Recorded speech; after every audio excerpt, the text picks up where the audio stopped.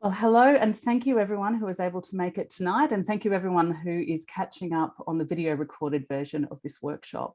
So today's workshop is in relation to providing HAES flavoured feedback to the proposed National Obesity Prevention Strategy that was released by the Australian Government for consultation a few weeks ago now, and its feedback is due through the government survey portal, through their survey link on their website by the 3rd of November. So there's not too long to go, and hopefully tonight's session will help you to decide what you want to say and help you with the direction of some of the things that you might include in there. I'm Fiona Willer. I am now Dr. Fiona Willer, so I've got a PhD in integrating health at every size, influenced approaches into dietetic practice and the effect that body appreciation has and self-acceptance has on dietary patterns, basically. I've also been involved in health at every size and the HAES communities for a while here in Australia, and internationally, being the serving as the Vice President International for the Association for Size Diversity in Health, ASDA, in the US between 2016 and 2018. I've been president, and I think virtually all of the other management roles of HAES Australia in the past.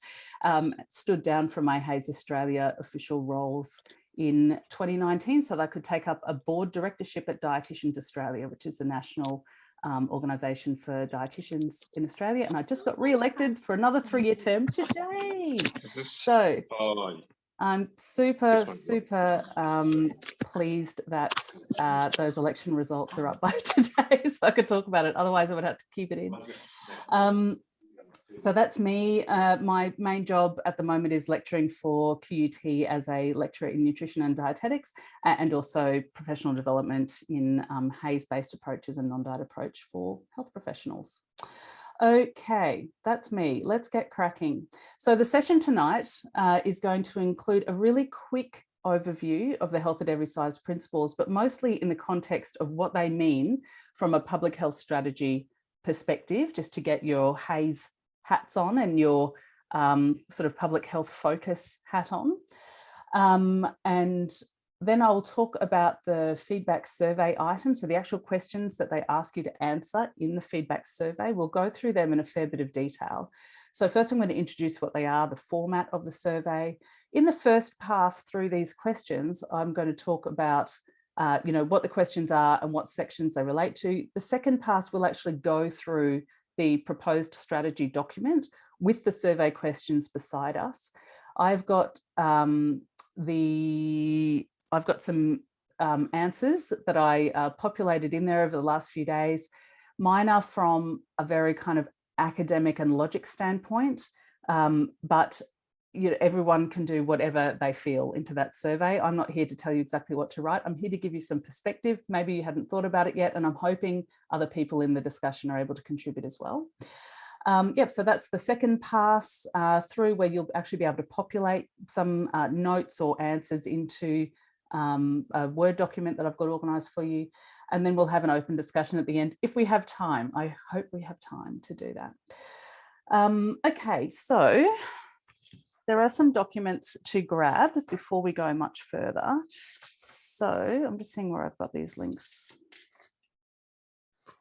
All right, let's get those links up now. So bear with me while I grab the link. Now I've put it up on my Unpacking Weight Science website underneath the blog post which advertises tonight. So you'll be able to go back there as well after tonight and get the link to YouTube, the YouTube clip. And get any other materials that we spoke about tonight. So it will sit there as a record and reference point for you. I'll just get the URL so that you can pull it up with you there.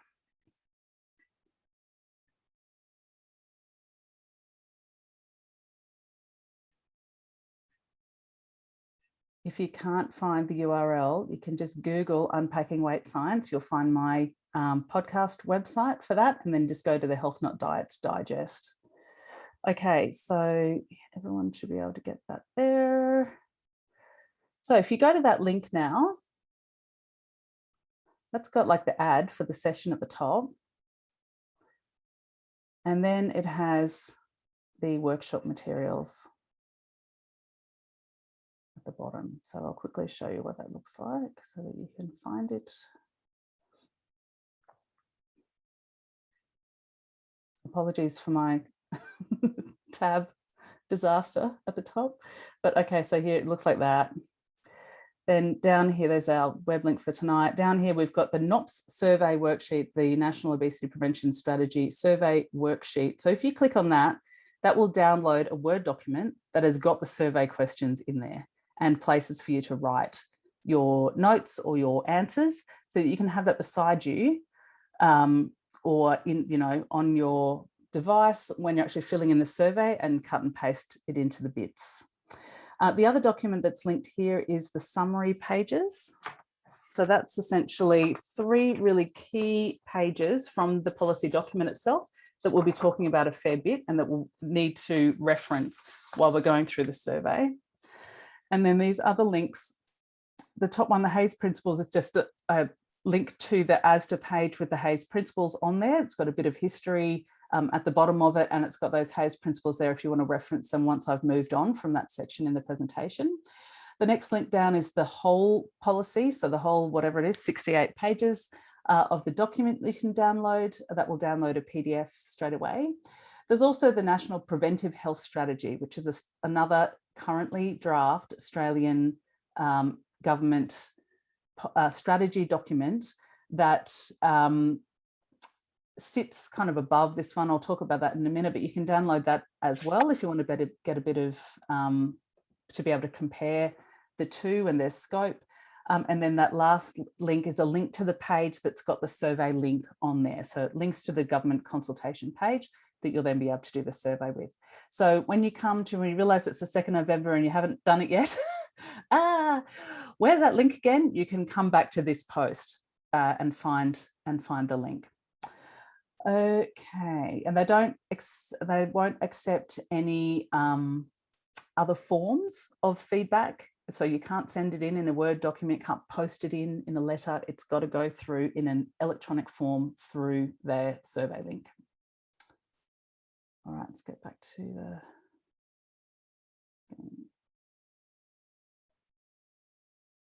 Okay, so that's the session. So quickly, the Health at Every Size principles, you'll recall there are 5 of them. The first one relates basically to how important weight isn't or is in terms of something to be interested in. Weight inclusivity, accept and respect the inherent diversity of body shapes and sizes and reject the idealizing or pathologizing of specific weights. So you'll see this policy directly pathologizes specific weights in its scope and it is part of its major action. Second one, health enhancement, support health policies that improve and equalise access to information and services and personal practices that improve human well-being, including attention to individual physical, economic, social, spiritual, emotional and other needs. So this is right in the groove for national policy material, and we will be using that as our lens as we look at this proposed document, proposed strategy. The third one, respectful care, acknowledge our biases and work to end weight discrimination, weight stigma and weight bias.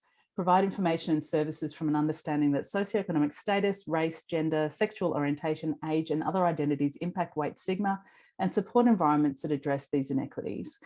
So this is a really, they have paid some lip service to weight stigma in the document itself. But using a HAES lens would mean that it's really important for you if you have a lived experience of inequities based on any of these different domains that are suggested here in the principles, that you tell your story in the feedback and really describe the impact that inequity of that kind has caused in your life.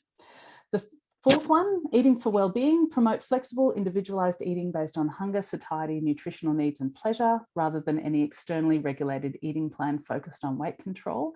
There's a fair bit about eating in these guidelines, so we will get to that in detail.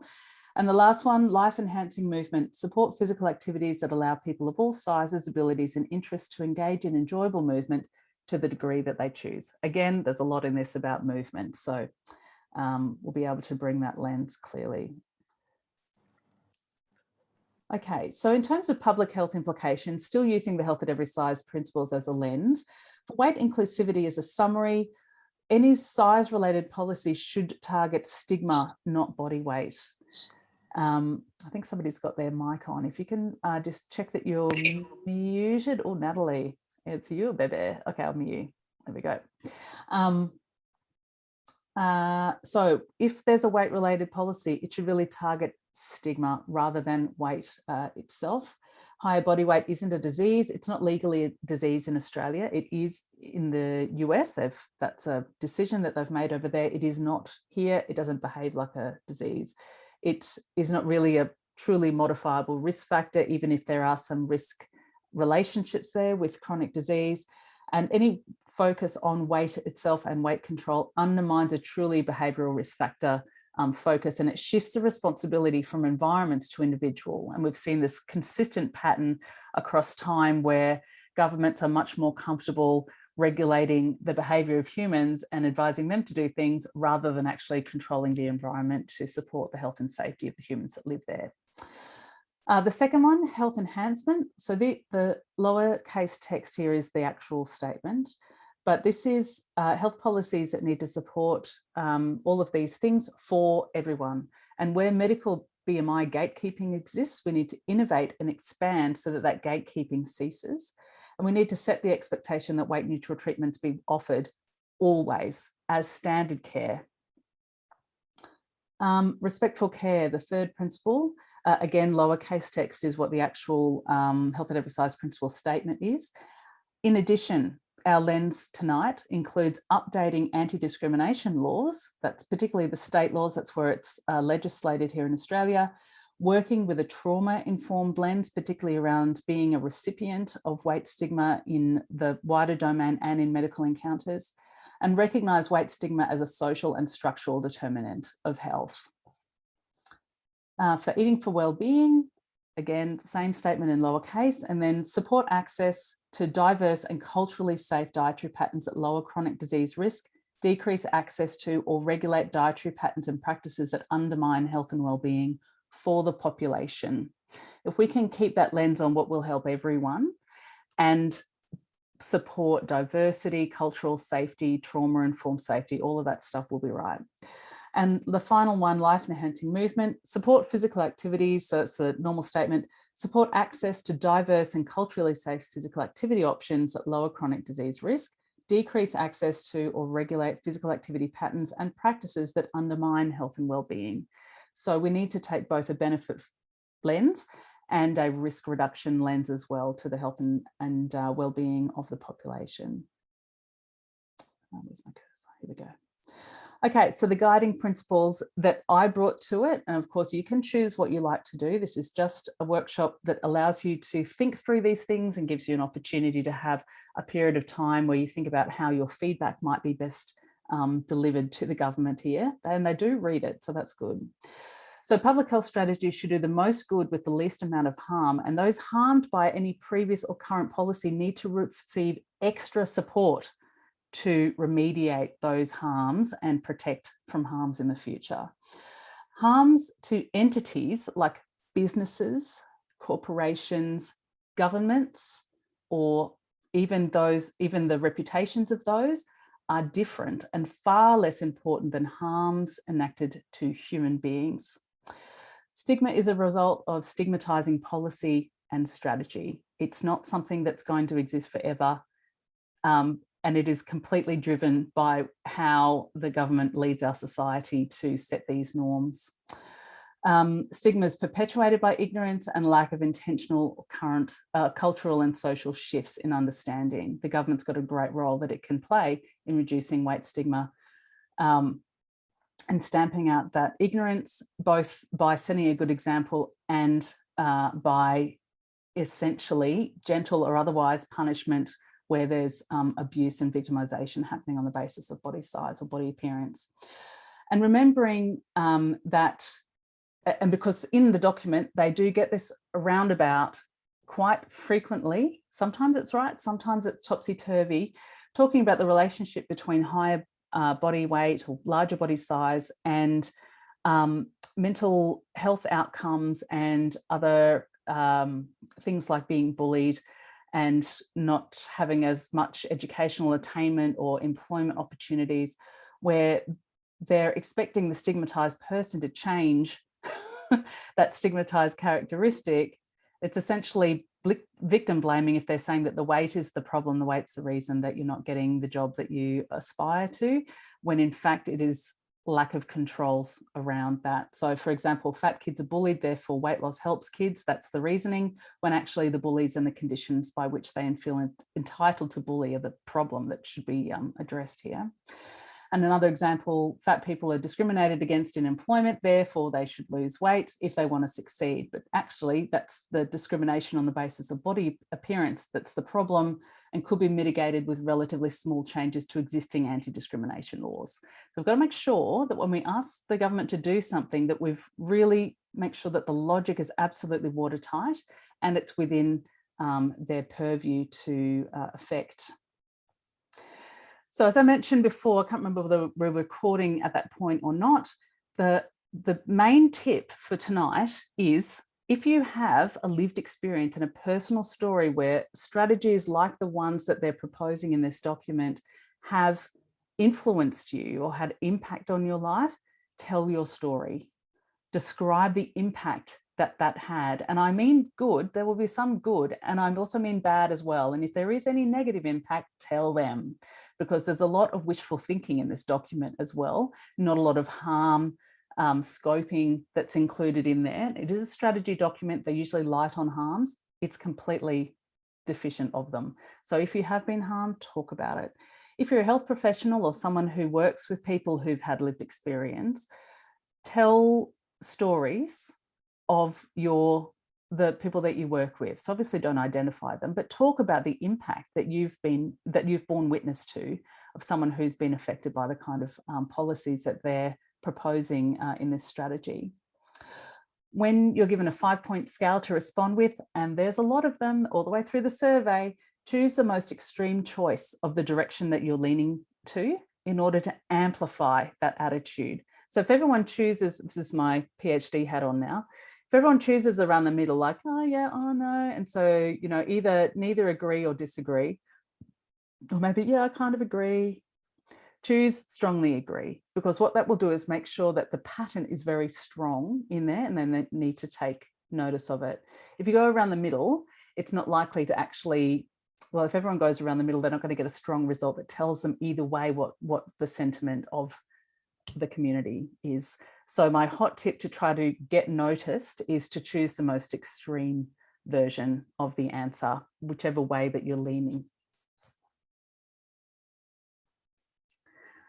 Okay, so a little bit of context now. So where does this draft strategy sit? Okay, so we as Australia, as an entity, are signatories to a few global action plans and development goals. So the main ones of those are the World Health Organization Global Action Plan for the Prevention and Control of Non-Communicable Diseases and the Global Action Plan on Physical Activity. Both of these are still active action plans that the WHO is actively recruiting signatories to and promoting in their global work. Australia is a signatory to them, and also the United Nations Sustainable Development Goals are also mentioned in the strategy that we'll be going through tonight, particularly SG3, good health and well-being. Now, I've read both of them. Well, I didn't read the physical activity one, actually, I must admit, but I have read the top one and the UN Sustainable Development Goals again today, just to make sure that they're really fresh in my mind. And while there's a lot of talk about actually modifiable risk factors, the body size is quite far down their list of things that they're concerned about. And in the UN Sustainable Development Goals, it's way down, it's way down the list, much further down than things like supporting healthful diets and reducing tobacco use and reducing physical inactivity, way down. So it is interesting that they've chosen this particular strategy to focus on after they've just developed the National Preventive Health Strategy here in Australia. So moving on to the next bit, the Australian context. We've got, I mean, government's got 1,000 different policies, but the ones that are relevant to this particular strategy is the National Preventive Health Strategy, which is also currently in draft form, but it's a little bit further down the pipeline than this one. And it's due for full release any day. So they've already had the equivalent of this consultation period that we're doing for the for NOPS, for the obesity prevention one. They've already done that. It's gone back. They've crunched all of that feedback, and the final policy document is due for ratification by the government and then released to the public soon. So it has very similar themes to this. It's a much more balanced document. It still mentions body size in there, but the focus is beautifully on supporting Australians to be able to lead healthy, fulfilling lives that have a reduced risk of chronic disease. So if you're a policy kind of person, I would read that as well. And that is one of the links that I showed you before on the web page. The supportive factors in that strategy, so that we've got those 7 there in the purple boxes, that's directly out of that preventive health strategy document. So it's got multifactorial issues that it focuses on. It looks at short and longer term health outcomes. It's got a broad scope and does appear sensitive to harms that the policies can enact. That's different from the obesity one tonight. Unsupportive ones, similar again to the strategy that we're talking about tonight, it presumes that the consumption of a healthy diet will result in a lower body weight, which is wishful thinking, because the consumption of a healthy diet results in a well-nourished human. It doesn't actually result in any changes to body weight, but there is this kind of natural understanding of the way food impacts with body size. People have heard me talk about forever, in that, you know, oh, well, if I just eat healthy, my body will shift or drift to a healthy body weight. But actually, that when you think about the methods that we use to enact or to elicit weight loss in a human, actually it takes quite a severe energy deficit for a prolonged period of time to be able to elicit that weight loss. So those two beliefs can't really exist together when you critically think about what the ramifications that they both have are. But we do, in these policy documents, have this kind of belief that eating well and moving well will somehow magically mean that everyone has a BMI less than 25 by 2030. So that is, I mean, that's a big problem, obviously, with a strategy that uses that as its outcome. The other things in Australia that are relevant for this particular strategy are the dietary guidelines, which are currently undergoing their own phase of revision. They've just gotten that, just in the last month or so, they've named the people on the committee that are going to lead the revision process. It's really early in the pipeline for the dietary guidelines revision. The current ones that they're revising do blend eat well, don't get fat, and stay fit. They blend all of those ideas together. And then there's other sort of lower level policies that don't enjoy kind of the more national scope, that include those that relate to breastfeeding, so the kind of more targeted populations. Breastfeeding, although that is in the dietary guidelines as well, there is a policy regarding breastfeeding in a number of different sectors. School canteen policies, pregnancy, clinical guidelines, Indigenous health policies, eating guidelines, that sort of gear all sit under that.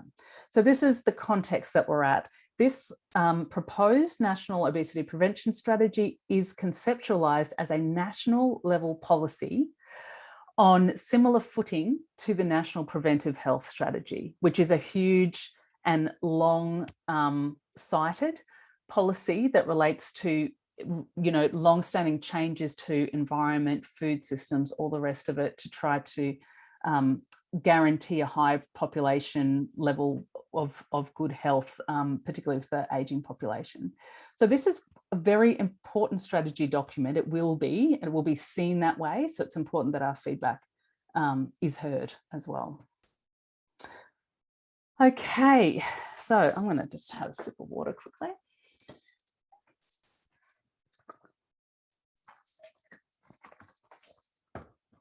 So the National Obesity Prevention Strategy This is the first page out of the document itself.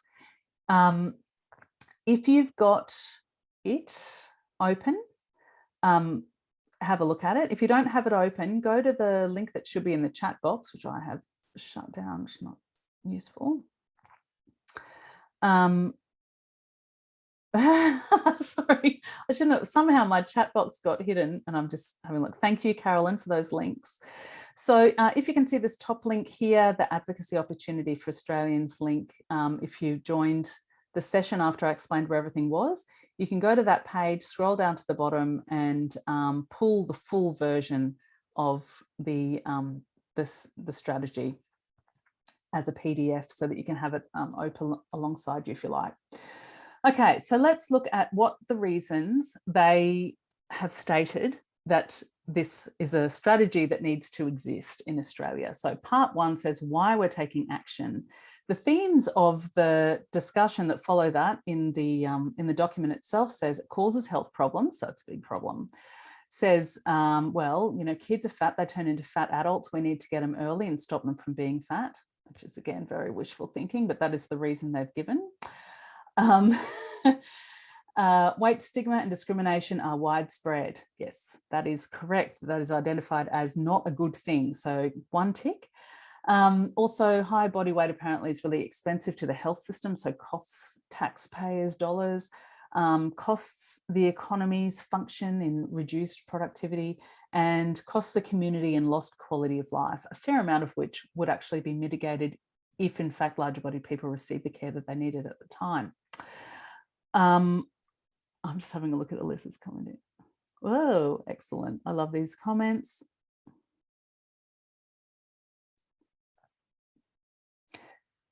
We have got a lot of people with lived experience in the room and I love you and I'm so grateful that you're here. Please share your lived experiences in the survey so that they can really hear the impact that this kind of framing can have on people's lives. So, and then I'm interested in, you know, what they think is going wrong, if there is something going wrong. What are the causes of high body weight? So they cite physical inactivity, unhealthy dietary patterns, alcohol intake, that larger body sizes are becoming more accepted in the community. I'm not sad about that. They cite poor mental health and well-being. This is one of the circular reasoning points. Now, they do acknowledge broader factors as influences, but they're still positioning the core determinants of body size explicitly as relating to food intake and physical activity or lack thereof. Now, my PhD research included looking at those factors. I've also looked very deeply into the longitudinal studies where we've got portions of the population that are studied across many, many decades and including their dietary habits and their body size as well. And you cannot assess somebody's dietary patterns using BMI. That is not the right tool. You can't use BMI to assess somebody's dietary patterns, also not the right tool. Physical activities is the same. It's almost an even split among the different BMI categorizations for how physically active or the chance that somebody will be meeting the physical activity guidelines. So the claim is the claim of the actual mechanism that's going on, that's a reason why we have a higher prevalence of higher BMIs in the population than we did 30 years ago, is not borne out in past or present science. It exists in this dream world of how people who aren't, I guess, dietitians, physical activity specialists, people actually know how the sausage get made. They assume that this is what's doing the work. Yeah, BMI is terrible to assess anything. I mean, I've seen it used to be a proxy for, as I said, like dietary pattern, energy intake, not a proxy for that either even, physical activity, sleep quality, quality of life, like all of these things they've tried to peg on it. It's absolutely absurd. Okay, so this is, now looking at this, we have an idea about the viewpoint of the authors of this strategy, okay? So, and this is what they're saying. Oh, this is the feedback that they had initially through first round, and HAES Australia did contribute to the first round of feedback. I know, and I did individually. I know a lot of other people did as well. So this is what they found during that initial feedback round. that people supported changes to infrastructure to promote healthy lifestyles. Rad. Price of food was an issue, particularly for regional areas. Yes, I mean, welcome to being a dietitian for the last 40 years, right? Healthcare supported better access to healthcare. Now, this is sticky, and we'll talk about that later on as well. They supported population level interventions that's changed the system rather than focusing on individuals first. They said whatever action that happened needed to be sustained. They said it needs to be equitable, excellent. They said it needs to reduce weight stigma, also excellent. And marketing, food and drink marketing needs to change. Physical activity, so supporting people to have healthy lifestyles needs to happen, and that healthy or health supporting policies and practices in school should be supported, which is good in theory again, but it's another sticky issue that we will come back to.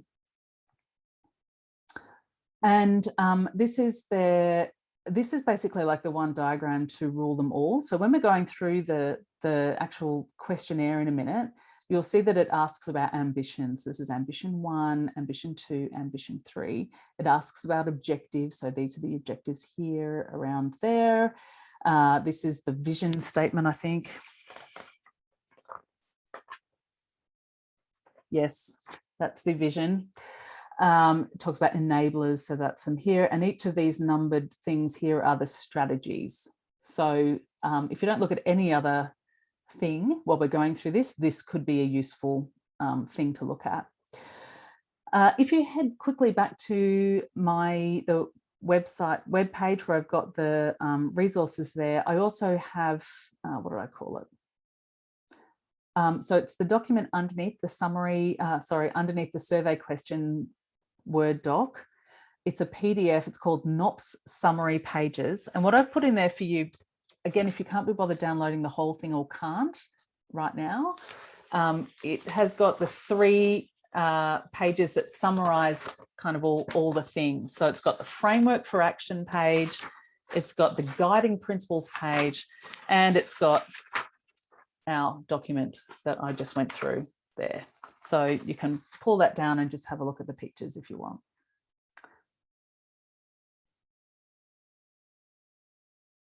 Michelle has just asked, could this all backfire? If Australians don't magically get thinner, does this mean governments will stop resourcing healthier environment? Well, it's interesting, isn't it? Well, the goal is to 2030, so there is 9 years. And they have committed to being data driven, so also interesting. And I think feedback like ours, which says, please don't just measure weight or don't measure weight at all. Please, can you measure actual health behaviours, and you'll be able to see the impact that this has. So it'll be sort of public health interested people like me that say, look, it has, if it's not weight centric anymore, it maybe has had a positive impact on physical activity patterns of Australians, regardless of weight, that kind of thing. You don't want it hinging on everyone becoming thinner. You're absolutely right. Okay, so the survey. What is it? Oh, good. We're only 45 minutes in. The survey has 25 questions to answer, 25 things to do, and it's got a heap of opportunity for giving 250-word comments.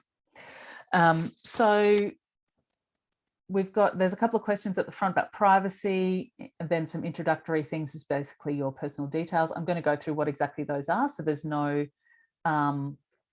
surprises when you click through the link. And then it asks for feedback on overarching concepts. We're going to go through each of those. Then those ambitions that I spoke about before in the diagram. Each of these ambitions ask you to rate the strategies underneath them. So we'll go through those. And then the last one, making it happen, which includes, do you agree with the approach? And do you have any other feedback? If you did it from start to finish without preparing, it would actually take a while to do. That 25 questions is a lot of questions, especially when it gives you an opportunity to speak your mind as well in there. So make sure you carve out adequate time to put good answers in there, adequate answers. The last thing you want is to have to be rushed when you're trying to get it submitted. Okay, so the privacy information, I put a little star there if you need to put it in order to progress it. So you need to declare that you're Australian and that you're over 18 and that you're okay with anything that you write being read and or published in the final document.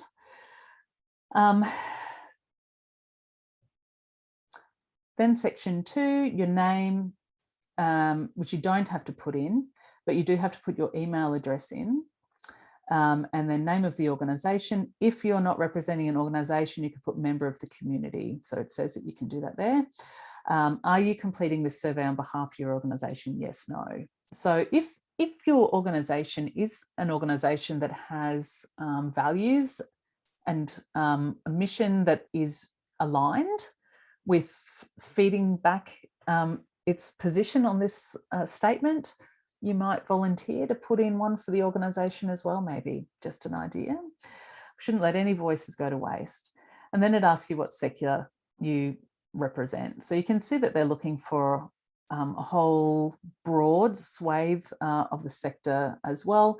Similarly, if you've got some friends, family, colleagues that you can also hassle to provide some feedback as well, perhaps that represent diverse views, like diverse backgrounds, that would also be excellent.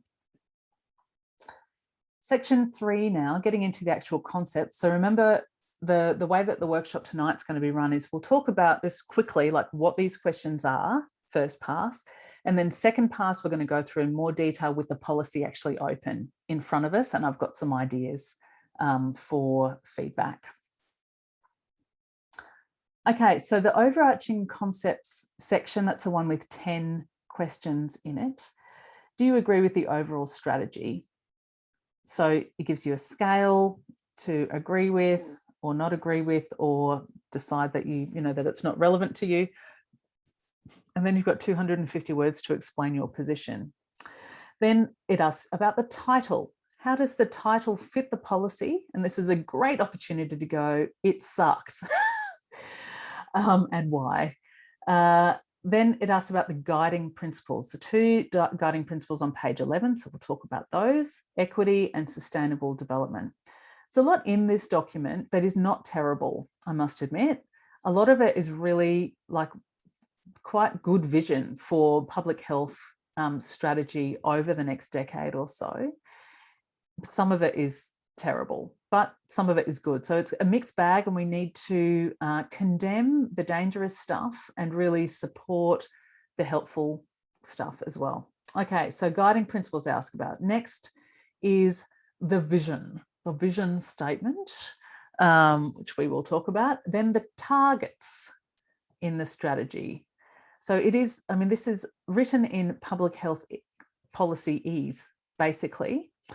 So when it asks you about vision, you've got to respond to just what you think about the vision statement, basically. So we'll go through that. So vision, target. Next is the 5 objectives.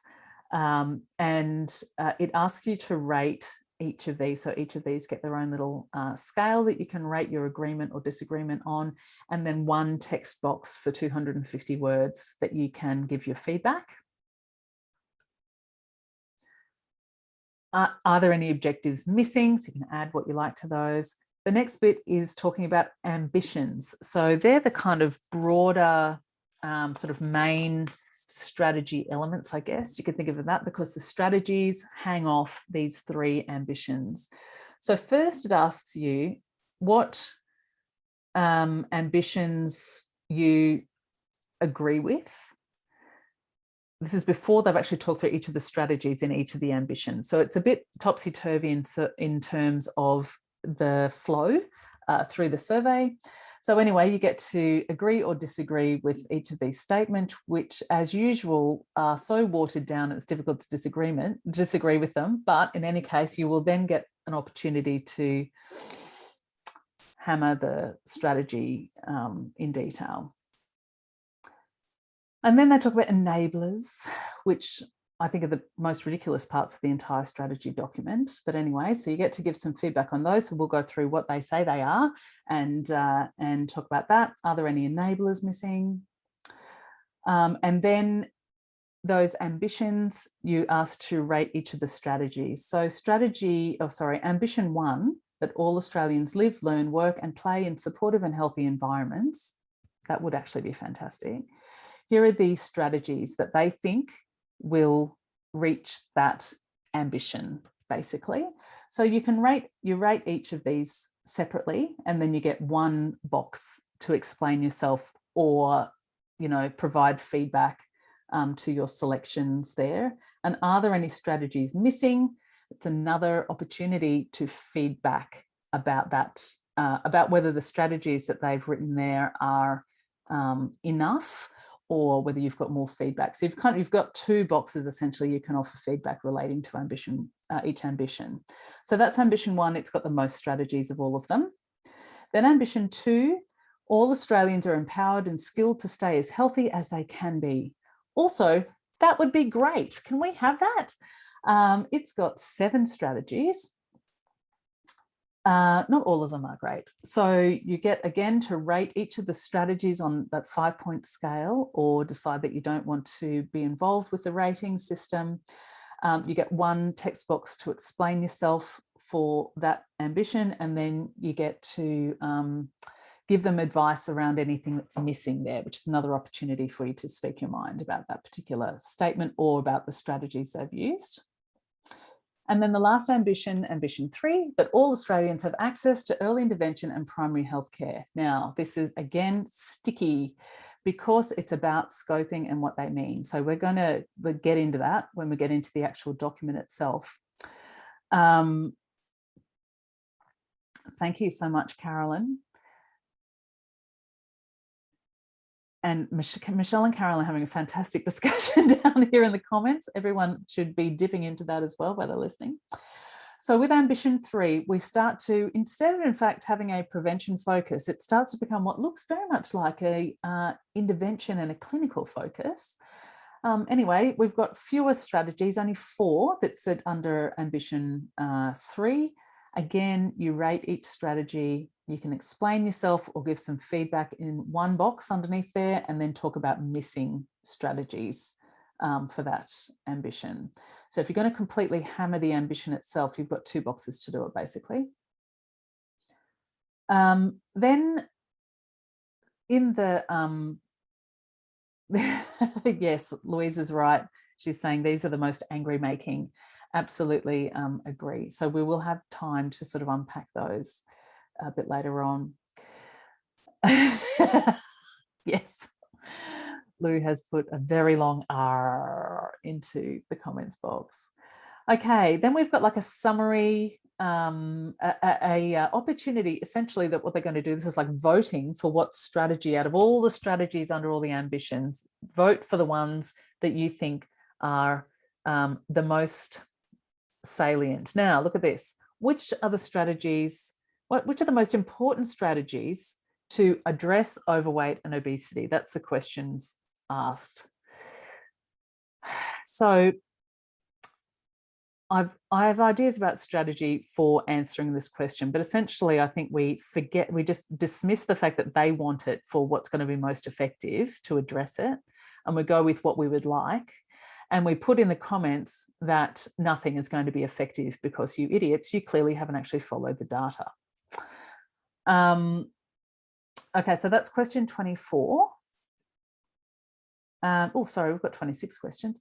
Question 25 is around the making it happen section, which is the final page or 2 pages in the document. You could just provide comment on that. So there's another opportunity to give some feedback, particularly about any aspects that are going to be difficult to actually get the thing going. And then finally, 26, you get an opportunity to provide some overall comments again. So really great chance to sum up your entire thoughts and put it into 1 box and make it really clear. Okay, so any questions before we head into the actual document itself? I'm going to use this time for some more water. What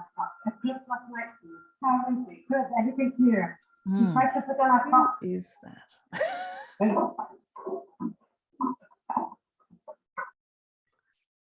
Couldn't really understand that, if it was a comment or a question. Which asking whether you have any questions?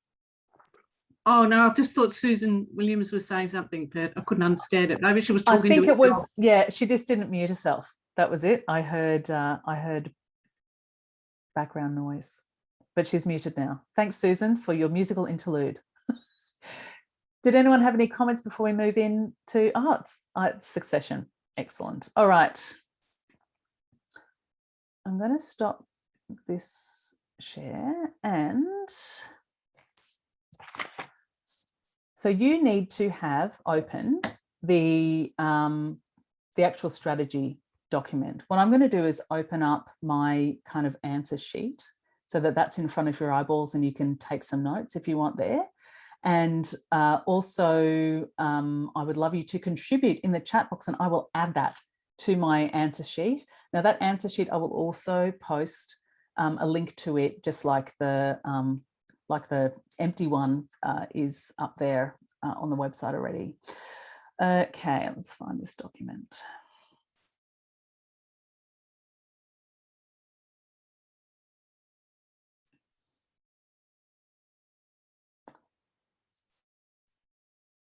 I'm just trying to figure out whether I've got it on my desktop or whether it is hiding somewhere. No, there it is. Okay.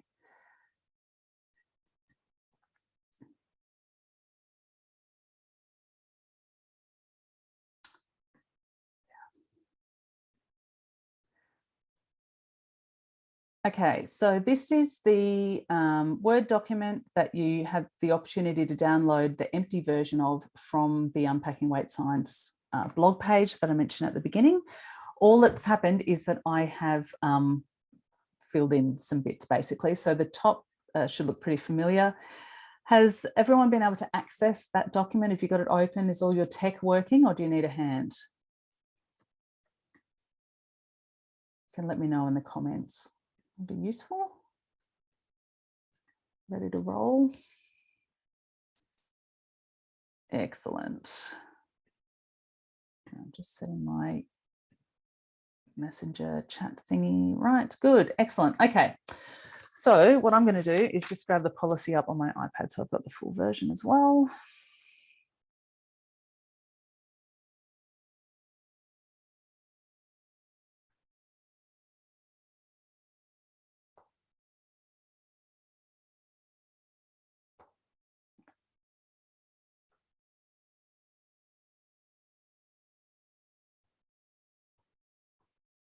Too bad if anyone wants to watch Netflix upstairs. I have got the entire bandwidth right now. There it is. All right, so the first question in the survey, actually the first question that relates to actually giving feedback in the survey, so you've already filled in all of your other personal details, is do you agree with the overall approach of the strategy? So here, I didn't put it in, but basically, boom. So remember, choosing the most extreme version will mean that the feedback, like the scoring that they do on that, will end up showing that it's more problematic than helpful. So they will kind of look at that feedback. What are these problems people are having? There's going to be enough people who say strongly agree. We don't need to help their score at all. Okay, so my feedback for that bit was that itself, because it is naming obesity in the title and it has very clear intentions in terms of what it thinks it's going to do to the population's BMI and to the individuals with that characteristic, is that it is inherently stigmatizing in its framing, and that it's unrealistic, that the goal is 2030. I've mentioned that the Senate inquiry into the obesity epidemic that the Australian government held a few years ago now said that no one wanted the term obesity being used in public facing things, and the Senate agreed, and yet here we are. What the hell? I've got a reminder. So this is more than 250 words, but this is an opportunity for you to go, oh yeah, I might put that in mine, I might put that in mine, or expand, just use it as, you know, source material or something to think about. Larger body size is not a chronic disease in Australia. It's not a recognised chronic disease by the World Health Organization either. So it's a 7th voluntary global target and only then mentioned in conjunction with diabetes.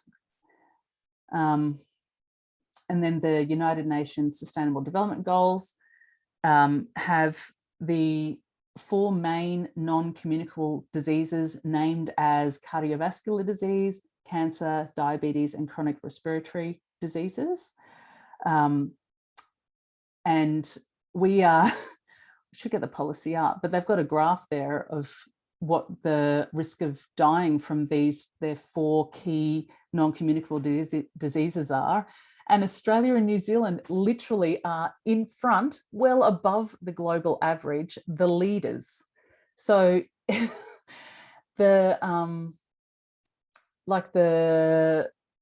no kind of shame power here. We're already well ahead in terms of managing and reducing the risk of those conditions in terms of comparisons with other regions in the world.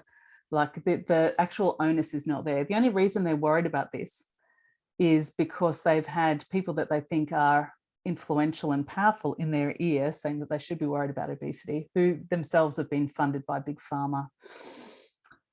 Okay. The fact that the strategy is at this point in the pipeline and we do not have a national nutrition strategy right now is appalling. So that's something that you can feedback. If there's any dietitians in the room or nutrition scientists or nutritionists, it is an absolute disaster that Australia is without a national nutrition policy right now. And we have not had one for a long time.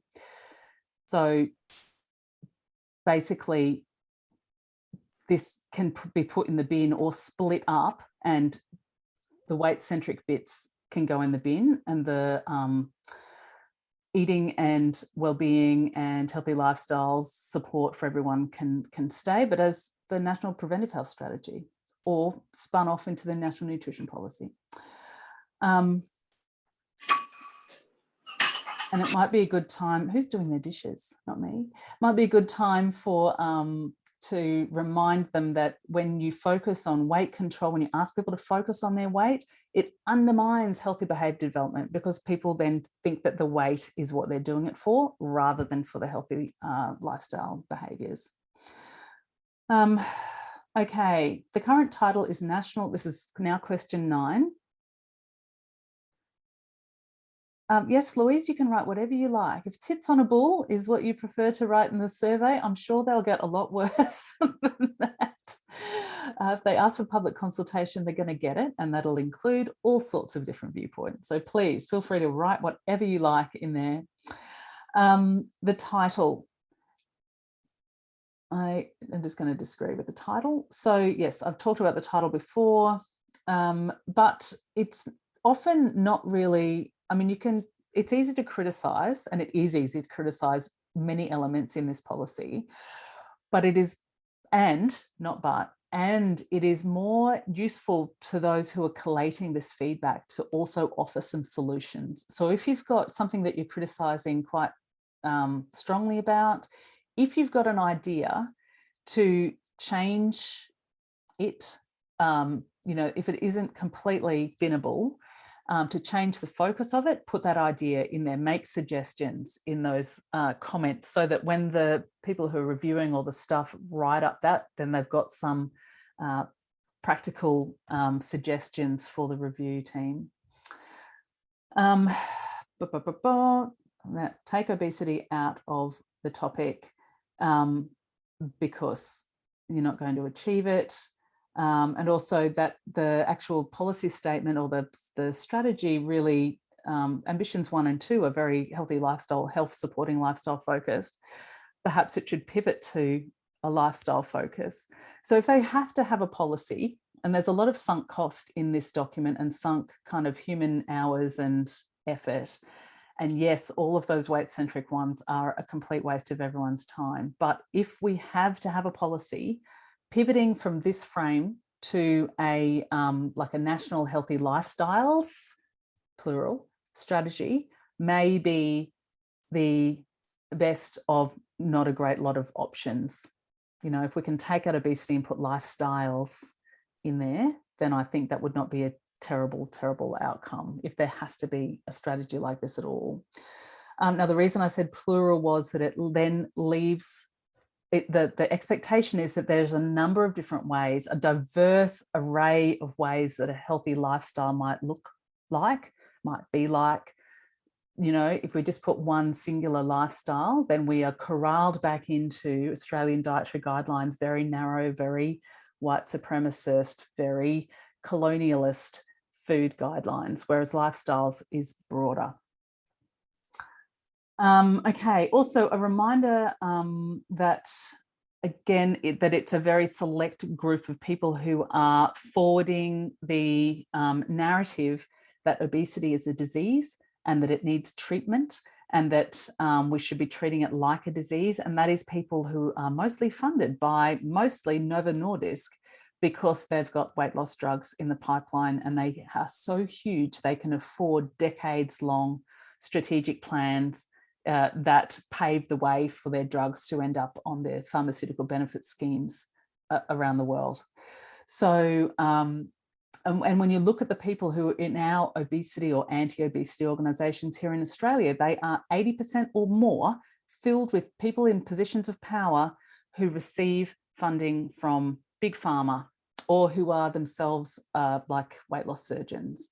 So this is not a balanced view that people who are, you know, promoting this narrative that high body weight is disease, that is not a balanced view. And I think the government should hear and be reminded that there is a huge conflict of interest in the voices of those people that are saying that. So there's a good opportunity to put it in that spot. Okay, question 10. Oh, did anyone want to add anything to that? I just realized this is supposed to be interactive, this bit. Anything to add in the title part? Anything that you might think you're going to put in there that you can share with us all? Feel free to just turn your mic on and talk at this point. That's totally cool, or stick it in the chat box. Is there anything in the document that actually provides any evidence that this is going to prevent anything?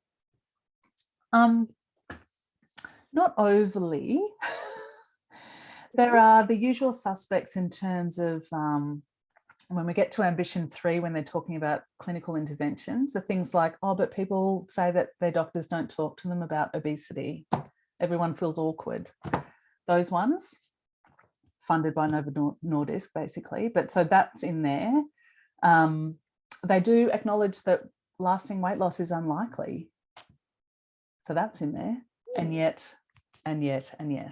But I mean, even the framing, because it used to be the National Obesity Strategy, that was the original title when it was the first round of feedback that it received, and then it was reviewed into the form that we're looking at tonight. The title was changed from National Obesity Strategy to National Obesity Prevention Strategy in that time. And I think that is a massive acknowledgement that actually reducing the prevalence of people with high BMIs in the population is an unlikely achievable outcome. So, yeah, Bronwyn's right. Oh, sorry, go on. I also say that they have, we have that there's a reduction in the number of fat kids, and they take credit for that. Yeah.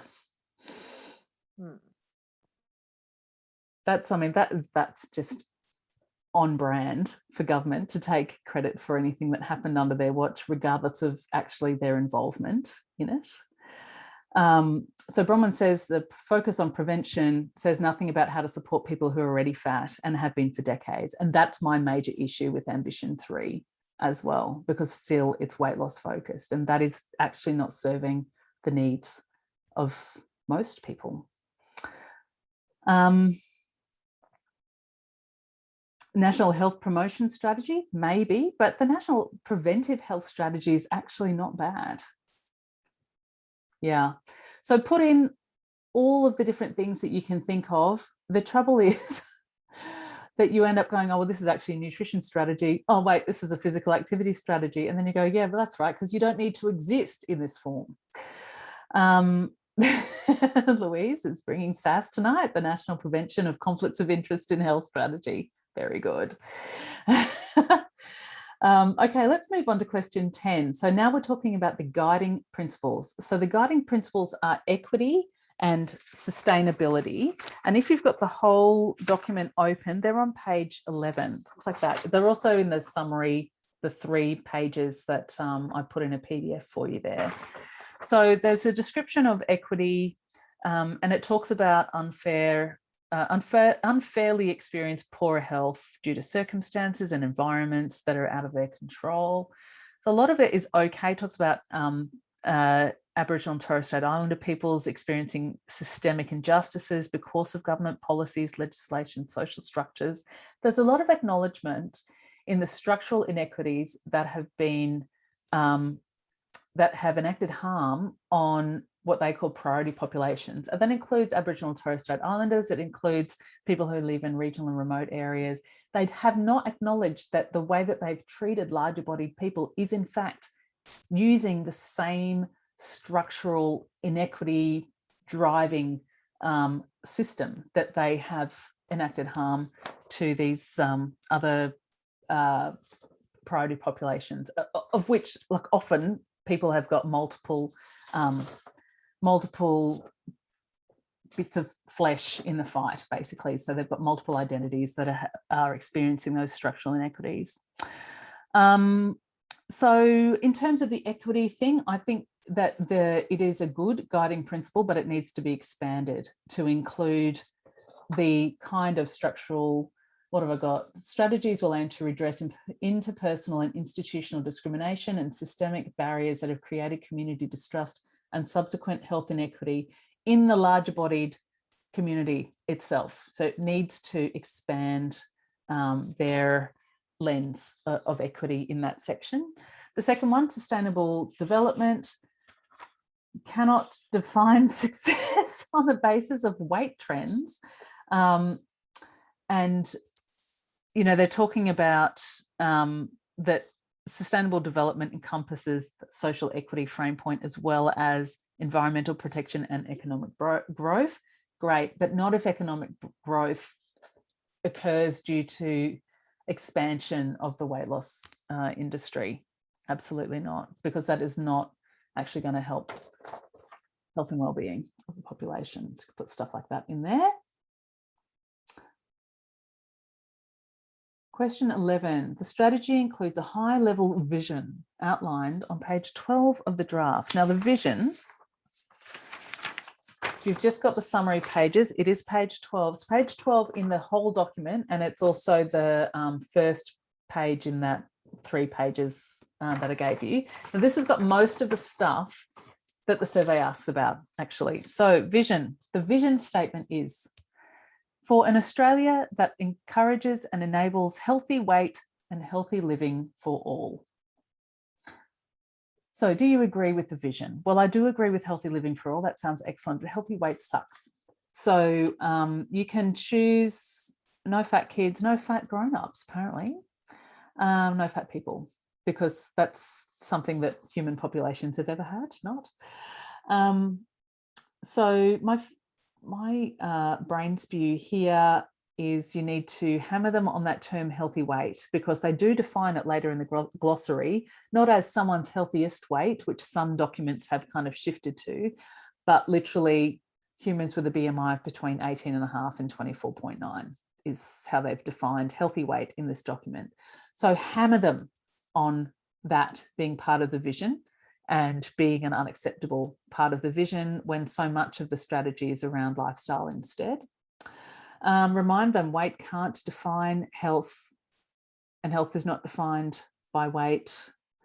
And in fact, any relationship between weight and health is around risk stratification and not actual health status of the individual with that characteristic. It is depressing, isn't it, Nat?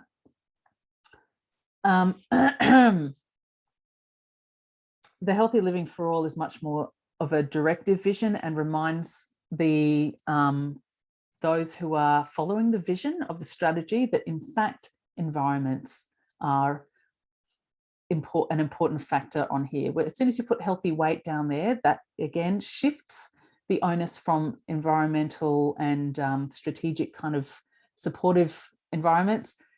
It shifts the responsibility straight to the individuals. Yeah. It is an easy to measure thing, which, I mean, the measurement itself is so damaging for a lot of people, the actual act of taking the measurement. Okay, question 12. The strategy includes a target outlined on page 12 of the draft. Again, same page as our vision. The target, so this has got lots of stuff to feed back on. Halt the rise in obesity by 2030, as a signatory to the World Health Organization global target. So remember, this global target 7, way down the list, and only part of a target that includes basically halting the rise in diabetes and obesity. That's the target statement from the World Health Organization.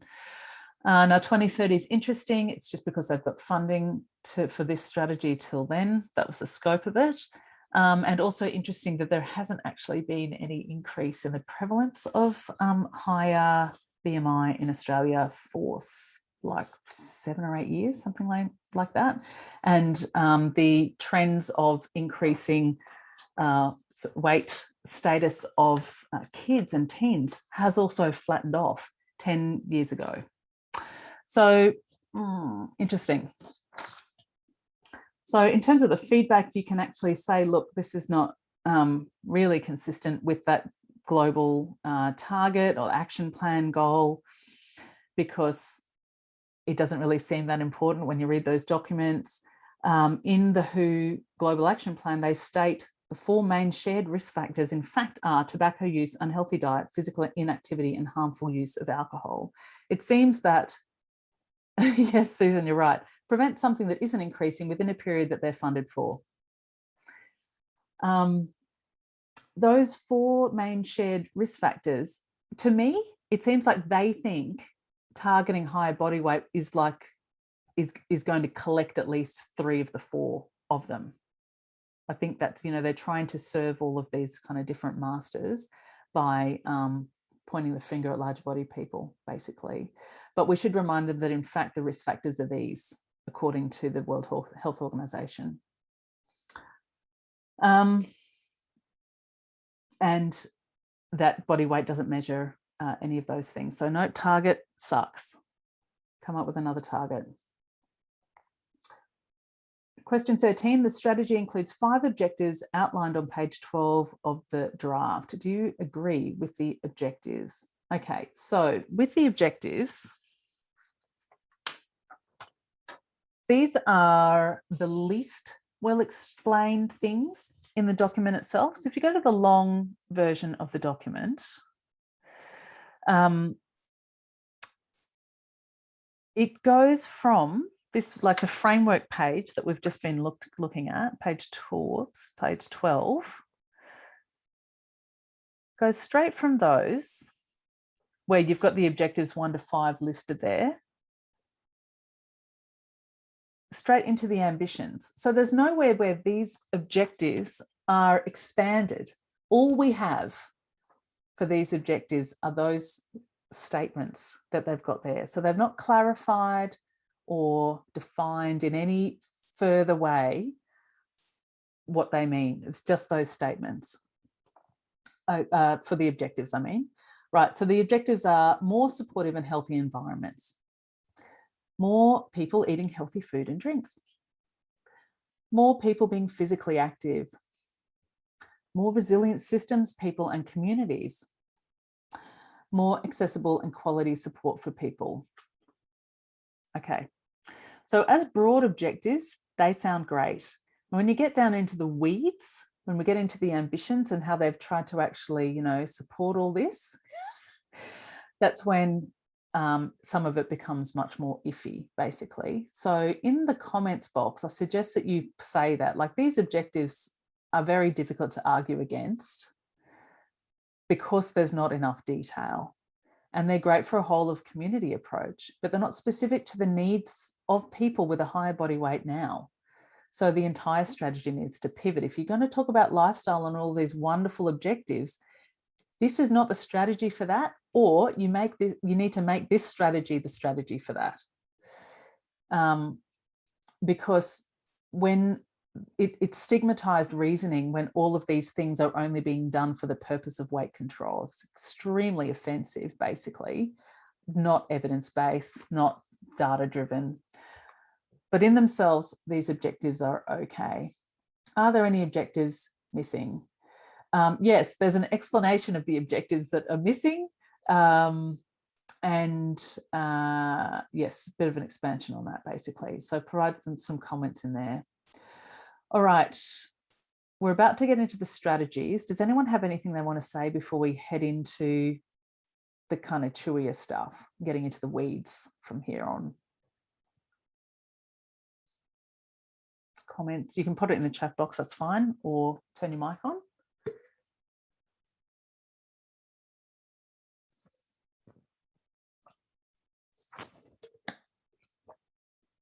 Yes, Sasha, so I'll be posting this with the URL on the YouTube recording of it will go back to the page where all of this is kept. Okay, so question 15 are the ambitions. So remember, we've got, if you look at our, where's the thing? There we go, our diagram. The ambitions are the buns here, these guys. Three, 1, 2, 3, 1, 2, 3 ambitions. So what it's asking for in question 15 is whether you agree broadly with that ambition statement. And then we're about to go in and actually get into each of the strategies and be able to agree or disagree with each strategy that sits within those, under those 3 ambition headings. So this is the opportunity for you to do that. And so overall, if you're not sure what you're going to put here, do the other questions first. I go on and then come back to this, because this is essentially a summary bit. They really should have put this question after you've been asked to talk about the strategies. But anyway, so the 3 ambitions, which we're about to get into the weeds of now. Number 1, all Australians live, learn, work and play in supportive and healthy environments. Awesome. All Australians are empowered and skilled to stay as healthy as they can be. Ambition 2, also excellent. And then the one that we know that's coming up that's iffy. All Australians have access to early intervention and primary health care. So let's get into the weeds now. I want to talk about enablers first. Sorry, one thing before weeds. Diagram. Enablers are these ones down here at the bottom. Those 3 things. Basically, lead the way, better use of evidence and data, and invest for delivery. Now, these are ridiculous. Like, they're so watered down. You can find detail about the enablers at the end of the document. Again, this should be kind of towards the end of the survey, but it isn't. So the enablers, page 42 and 44, is really towards the end. Oops.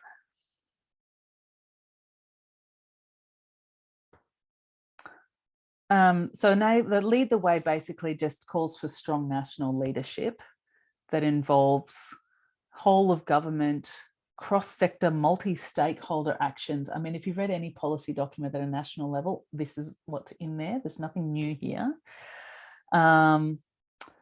There's speaking to co-design with people who are impacted. That's good. Well, we need to remind them that co-design with people who are impacted does not actually include people in anti-obesity organisations.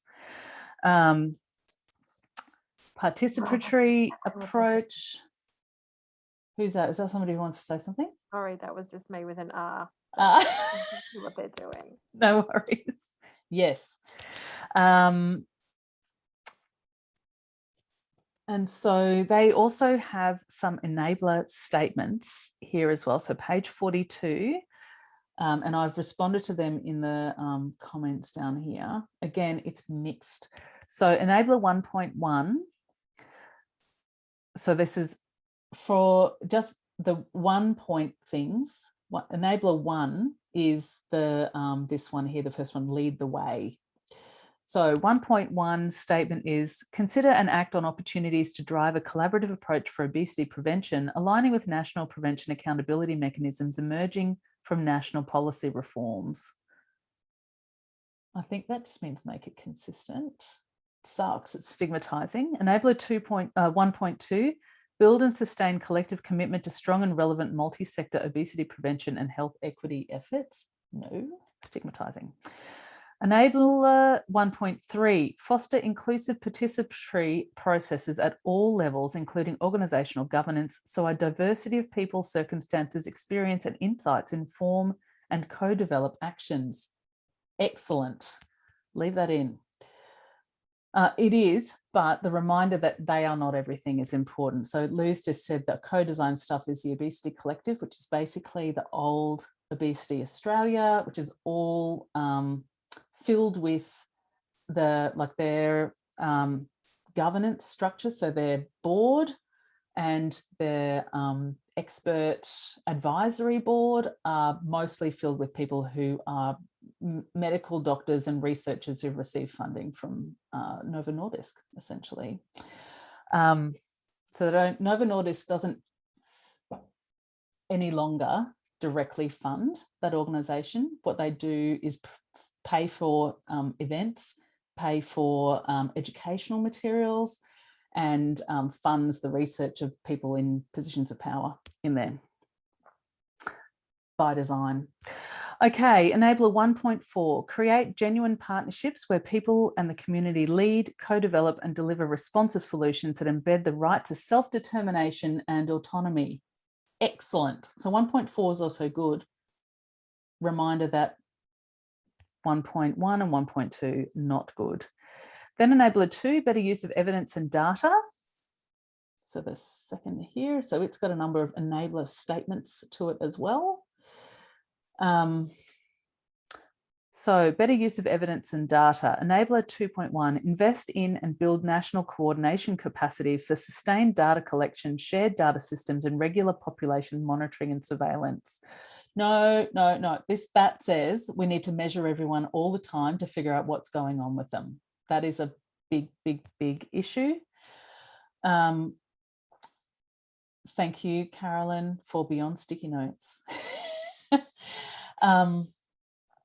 So 2.2, yes, we probably need more population, it's called surveillance when it's those kind of surveys, but that is done with representative sampling. So not everyone gets weighed, just a representative selection of people from all of the different parts of the community have their various health metrics taken, and from that we can extrapolate what the health markers, biochemical markers, anthropometric characteristics of the population are. It is not the same as weighing and measuring everyone. Enabler 2, better measure and record regular child growth monitoring, including Aboriginal and Torres Strait Islander children, and adult weight status over time. Now, weight monitoring is important for little kids so that if we can address it, if people start falling off the growth chart, because that picks up malnutrition and other issues like that, it's less clear what the utility of hammering the large body kids is. Well, no, I know what the utility is. It doesn't help and it hurts them. So some feedback about that would be useful. Enabler 2.3, better use descriptive and predictive data analytics to unlock the potential of existing data and information. Okay. Enabler 2.4, access research and development funding to grow the evidence base. Not if it is weight loss studies. Thank you very much. We have had enough. Enabler 2.5, share outcomes and lessons of effective and emerging actions to inform decision-making, share knowledge and build connections between consumer, community, stakeholders and the health, social sciences and environmental sectors. Now, I don't know if I put it in the notes there, but that's actually not a bad, the emerging part is, to me, a clear signal of promoting health at every size in there, the emerging part. It's not emerging in the globe, but it is emerging into the kind of dashboard of awareness of people in these kind of sectors. So you can put some HAES-con in there. Finally, enabler 3, invest for delivery. That's here. Enabler 3.1, explore new funding mechanisms to deliver effective obesity prevention methods. No, thank you. Enabler 3.2, investigate ways of shifting economic policies, subsidies, investment and taxation systems to more strongly benefit healthy eating and active living, positive health outcomes, communities and the environment. I'm actually okay with that. Enabler 3.3, empower and strengthen a skilled workforce to lead, collaborate and integrate obesity prevention and health equity efforts to support healthy weight and generate benefits across sectors. No, thank you. Stigmatizing. Enabler 3.4, strengthen professional development and vocational and tertiary training in all relevant sectors to build understanding of prevention, cultural safety and competency and mental well-being, including reducing weight stigma, blame, racism and discrimination. That would be great. And enabler 3.5, strengthen Aboriginal and Torres Strait Islander workforce to focus effort towards achieving health equity and contributing to a culturally safe service and support system. Yes, I think that is good as well. All right. So we've got about half an hour left in the session. We are going to look now at each of the strategies. Louise asks, do they think health equity leads to thinness? I guess it's so mixed, so mixed. There's a lot of wishful thinking in here. So if you go to page, you're going to go back in the document now. So they've asked about enablers. That's right down the back end of the document itself. And then that goes on to, let's talk about ambition 1. So back to page 15.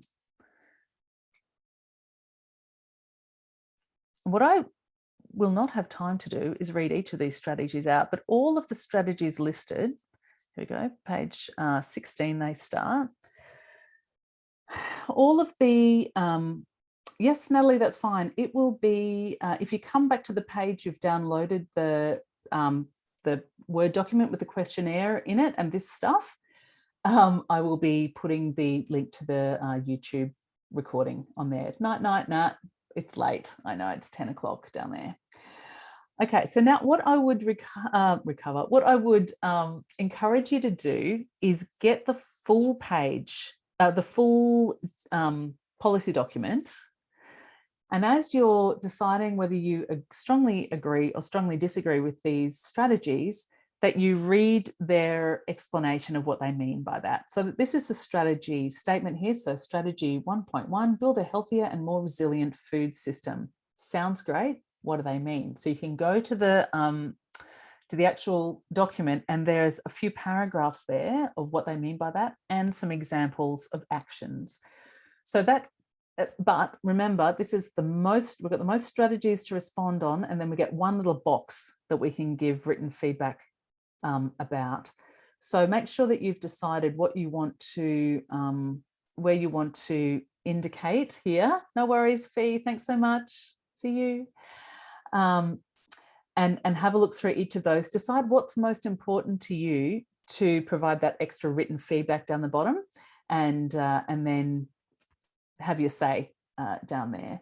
So with ambition 1, which remember was all Australians live, learn, work and play in supportive and healthy environments, I thought all of these were really wonderful. They all seemed quite equitable. They all seemed to have utility across the population, regardless of weight status and health status.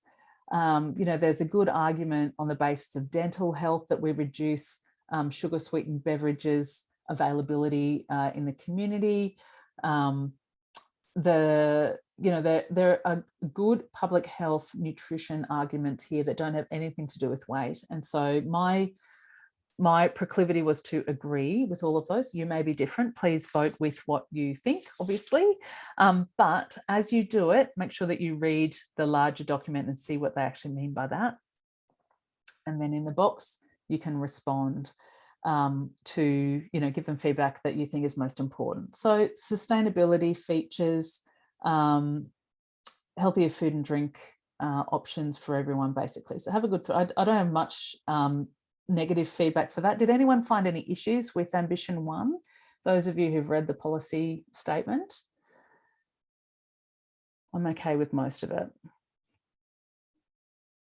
What did I say for, here we go. I did say, please don't put the energy amounts on menus or regulate them to be prominent on food packaging because of the risk to people with current, emerging, or who are recovered from eating disorders. Calorie counting should not be a national recommendation. I agree, Bronwyn. They'll mean core foods and non-core foods as currently defined by the Australian Dietary Guidelines. And from a public health perspective, I do want availability of the core foods there so people can have a wide variety of food.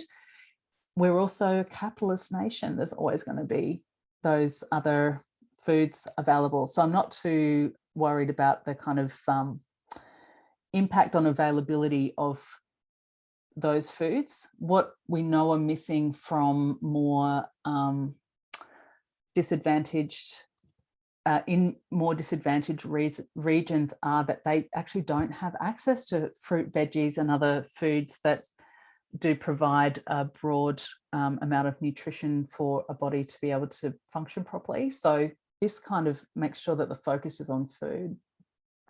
Yeah.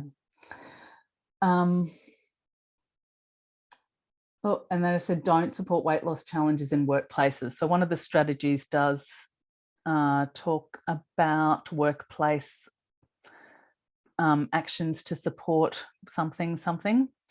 I've just said, please no. No biggest loser challenges in workplaces. And also the healthy eating curriculums in school need to be vetted by people who are experts and people with lived experience in eating disorders, and they need to be kind of vetted by other organisations like the Butterfly Foundation and other organisations that can tell them that just telling kids what's healthy to eat is actually kind of damaging for a lot of them. Yeah, I haven't seen eating disorder mentioned in the document as yet at all, which is interesting because there's whole swathes of the expert community who would say that high body size is an eating disorder, which is ridiculous. But that is, you know, the position of some. It certainly will be the position of some people providing the survey feedback as well. So we've got to remember that our voices are all in that complete, you know, humdrum of variety in feedback. Yes, true, Lou. Okay, so I said that in terms of missing strategies in ambition 1, remembering that ambition 1 was to create supportive environments, was that really they should be including anti-weight stigma policy in there as part of one of the strategies is to embrace diversity, including size diversity and including body positive social environments. Would be great, and could include recommendations to include body appearance to be added to anti-discrimination law. Also, bullying is noted in the document as being a problem associated with high body weight. The problem can be addressed in this ambition by including anti-bullying strategies and suggested actions across the lifespan in here. Louise. Okay, ambition 2, we are on time, so this is good. Ambition 2, the statement for ambition 2, all Australians are empowered and skilled to stay as healthy as they can be. That's an excellent sentiment. If you go to page 29, it's in the kind of pinky shade, this ambition. So this ambition has got fewer strategies, so there's 7 in this. So again, same kind of format. You get to agree or disagree with each of the strategies, and each of the strategies is explained more expansively in the larger policy document. You've got a few paragraphs and you've got some examples of actions. Now, interestingly enough, sometimes the paragraphs seem great and then you go to the actions and you go, oh, that's not really what I was thinking when I was reading the paragraphs. So please feel free to give feedback, not only on the strategy statement, but also like, hey, that action that you've proposed in this under this strategy, I would not support, or something like that in the feedback, depending on what it was. So it looks like the issue, again, these were less problematic than what we're about to encounter in Ambition 3.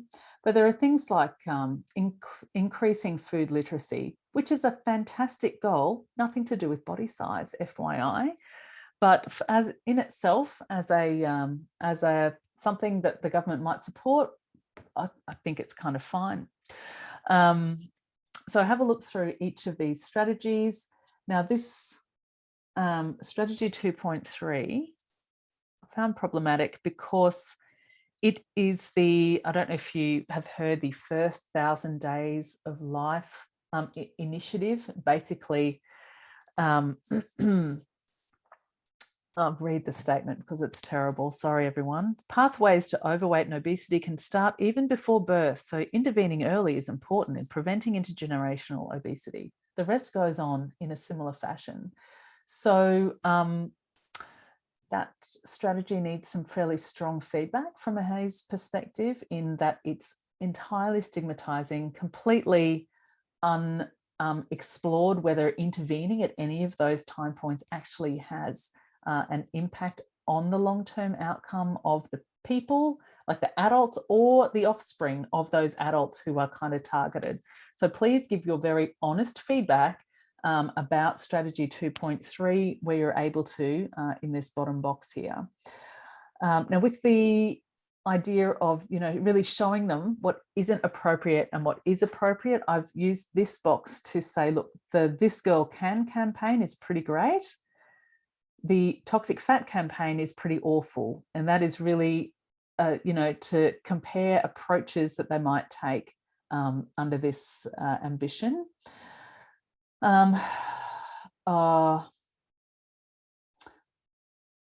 also in there, in the stats, so this is just the like data nerd that I am. They have got the statement,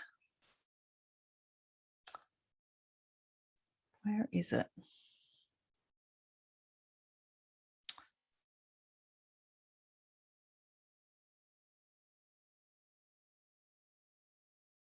Oh yeah, it's here. Okay, so the statement in there, it's in the paragraphs underneath the strategy 2.4.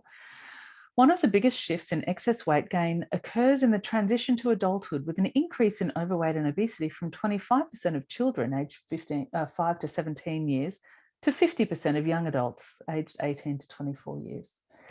Now, that sounds huge, but actually it's at that age division where we go from assessing overweight and obesity using childhood growth charts and percentile distributions in a healthy child population to adult weight standards, where BMI becomes a risk for chronic disease profiling system rather than an expression of diversity of body size within the population. The difference between the 25% of children aged 5 to 7 and the 50% of young adults aged 18 to 24 is literally that the definition changes during that window of time. This is not it's not like 25% of them just went boop into the higher weight range. It is literally because the way that they define those words changes. And it's appalling that it's in this strategy document like it's some kind of gotcha that this is a risky time. No one's actually gaining weight much in this time. It is purely an artifact of the change in the two measurement standards. Ugh.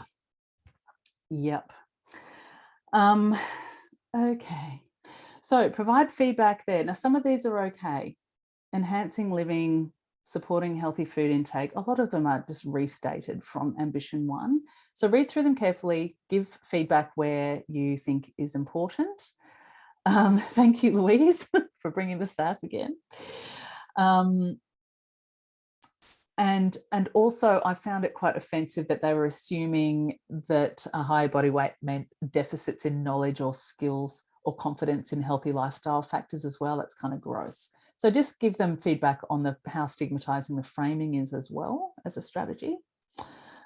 2.5 and 2.6 don't recommend biggest loser type initiatives. Focus on healthy lifestyles, measure outcomes in terms of adoptions of health behaviours, not weight. Allow everyone in to those interventions. Don't just make them for larger people. And 2.7, enable and empower priority populations to have the same opportunity as others by supporting relevant sectors to reduce structural and social barriers. Sounds great, and will only be okay if healthcare and health service gatekeeping and employment exclusion on the basis of weight or BMI is a major source of inequity, and as long as it's included in that strategy there.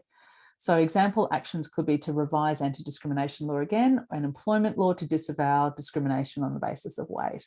So they can, if they want to make it a truly equity-based policy, they need to include size equity as well. Ridiculous. Okay, so that's ambition 2. We've got 50 minutes left, and we've got the yuckiest ambition to go, but it has the fewest strategies in it. So ambition 3, and the statement for it is all Australians have access to early intervention and primary health care. You can read this as all Australians in larger bodies or who are on a weight gain trajectory should have access to GPs who are going to tell them that they're getting fat and shouldn't be, and that they need to have access to weight loss services. That's what that means. That is the implication to the framing of this ambition.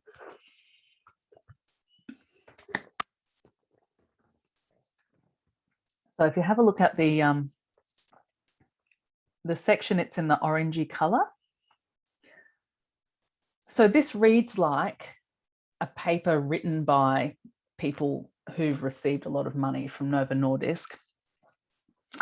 They do concede once a person is larger bodied, losing weight is difficult even with intervention. Yes, that is one of the talking points of companies that offer weight loss drugs. Don't try lifestyle because it doesn't work. Take drugs or have surgery instead. Right, it's part of the marketing spiel. Yes, Bianca, you'll get the document. It will be linked back to the blog page as well, and it'll also be linked on the YouTube clip. So under this ambition, it basically is saying GPs don't talk to their patients enough. Patients aren't feeling comfortable to talk to their GPs enough about weight and weight loss solutions, and health professionals aren't trained enough to be able to offer weight loss interventions, basically. And that at every point across the lifespan, there should be weight loss interventions available, essentially. So this whole section sucks badly.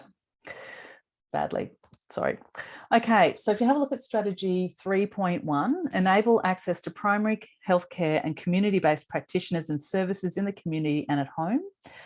Enable locally responsive and culturally safe approaches that support healthy lifestyles, weight management and self-management without fear of judgment. Now, my point is, as soon as you go into weight management, someone is judging your weight's literally why it exists. That's the issue. Weight management can never be non-judgmental. That's the point. It's always going to be stigmatizing. Always. You can't escape those two. They're logically incompatible. Yes, Lou says you can be very nice and still do hideous things and feel like you're helping. This is like smiling assassin, right? Everyone thinks they're the good guy. Okay, so you need to please read all of these closely. The feedback box is not going to be enough to get everything down. That is a problem with this ambition.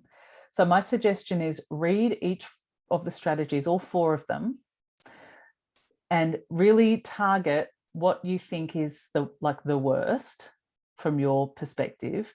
And particularly if you've got a lived experience that can highlight to the reviewers why that strategy is not a good idea to include in this policy document, then use the box for that. So this is a good place to put your story in and to describe the impact in great detail so that they're left completely without question, understanding that it is a bad idea. If you try to hit off all of the bad things, you're going to run out of space. So really pick the things that are going to be punchiest and that you've got lived experience that can really demonstrate the harms of, particularly for this section. You've got 250 words, but there's a lot of wrong in these 4 points. Okay, so just quickly, strategy 3.2. I mean, they talk about things like being client-centered and all the rest. Nowhere in the entire document are weight-neutral options mentioned. So it's another good opportunity to remind them that, in fact, weight management is not the only path available for larger bodied people, with or without other health concerns going on.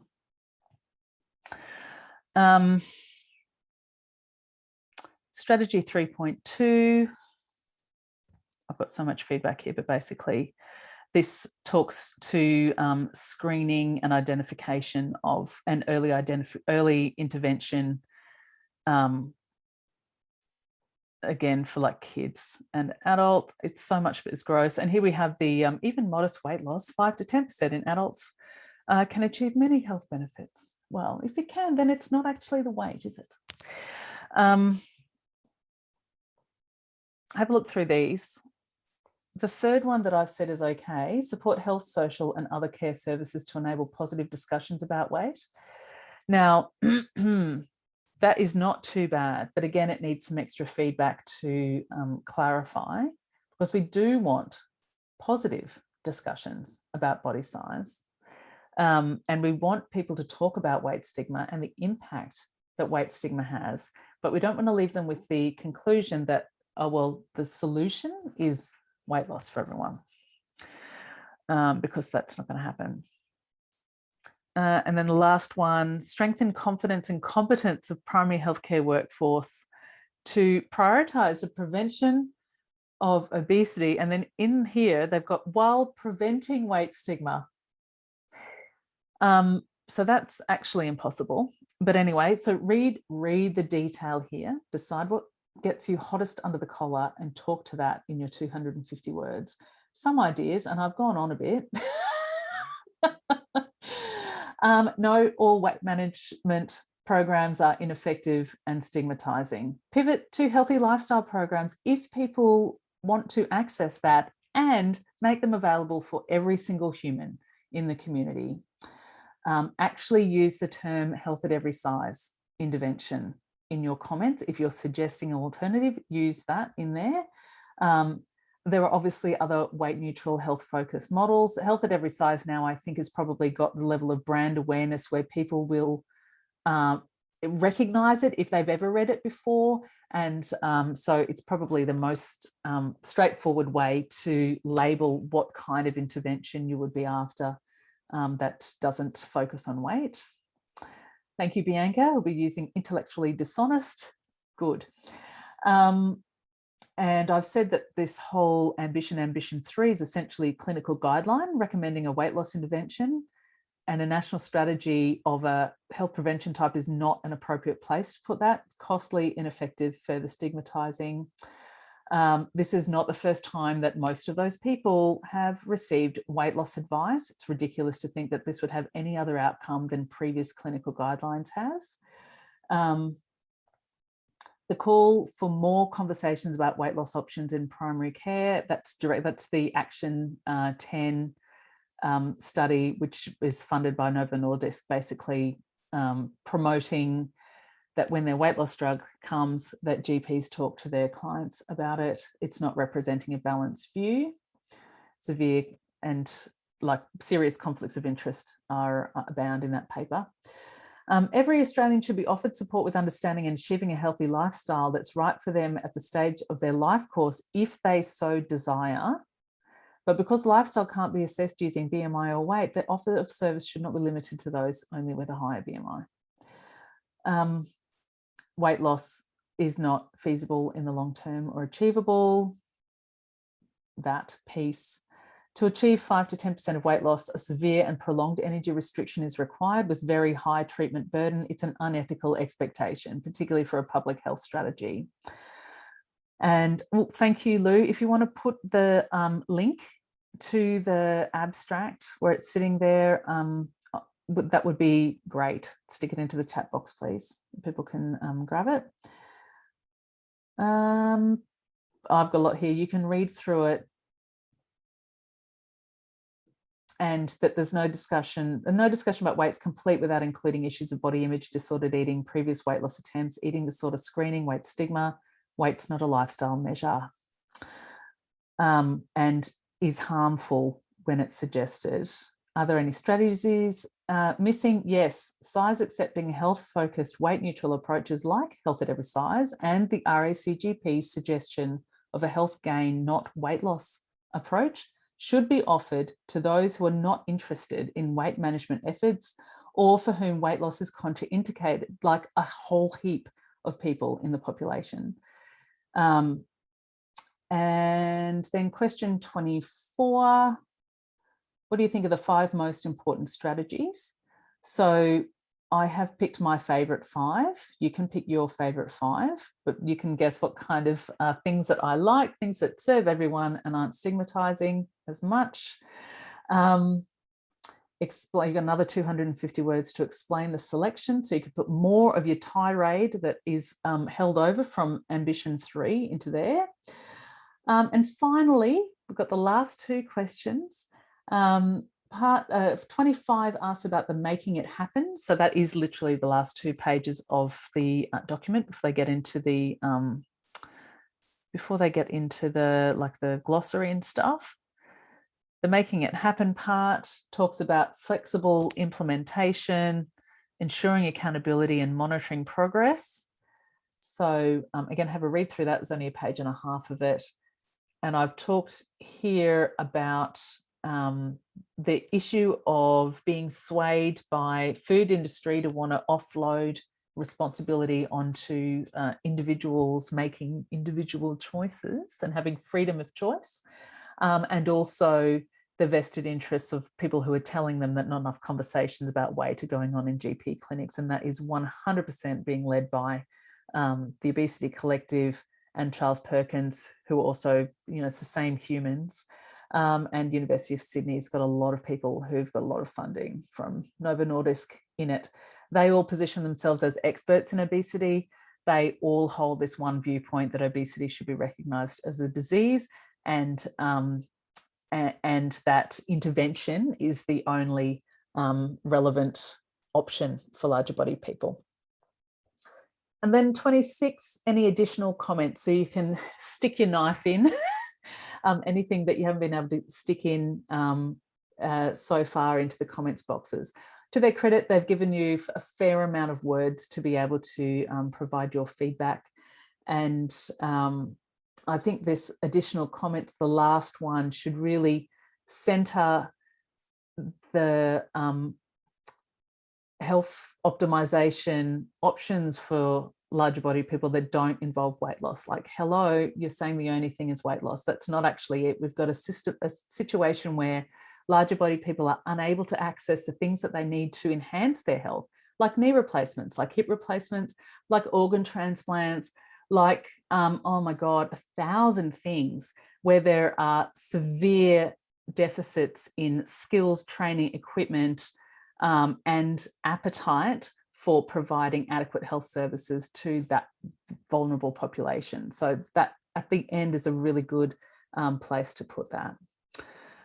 Kristen, yes, this is it. This is our last chance, the last round of feedback. So stick a knife in here or forever hold your peace for this particular piece. Okay. So I'm just going to stop the share of that. I'll somehow find my slides again, which I've got I think the last little things. Come back here. All right. Does anyone want to add anything, say anything? We've got a minute or so left, and it is literally the second last slide, so we're almost done. It's been a pleasure to be able to share this with you, and thank you for those who have stuck around and watched the entire video of it as well. Yes, Carolyn. Sorry, just just to fill in for, I think it was Michelle that asked the question about the stepping stones to this point. So in 2019, there was a similar consultation survey that was done, and there was community forums that were done throughout Australia. HAES Australia participated in those, and so we've got the details of what we submitted on the HAES Australia website, and so this is, and then there was a second kind of survey consultation similar to this one, and then this is the final round before it goes to the health ministers. I think they're planning in March next year, so this is kind of our one attempt, and then the next stage will be to lobby the health ministers to say no, we do not want this strategy if it's as terrible as we think it's going to be.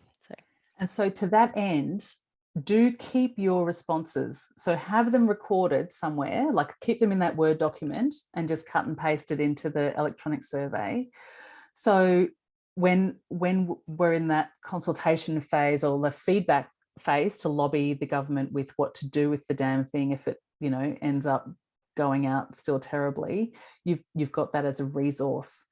So we may well do another call out like this, or HAES Australia might do a call out, and so it'd be useful to have it there. Someone has asked, so Bronwyn, apart from Ambition 3, where do you think the best place is to add lived experience, our own or clients? Wherever it feels right. So I don't want to be too directive, but if you have lived experience of your own, use that. And if in the absence of that, use, you can talk about your client base if you're a health professional as well. Carol, is that your hand still up or is it up or down? Yeah, sorry, yeah. I put it down and then I put it back up again.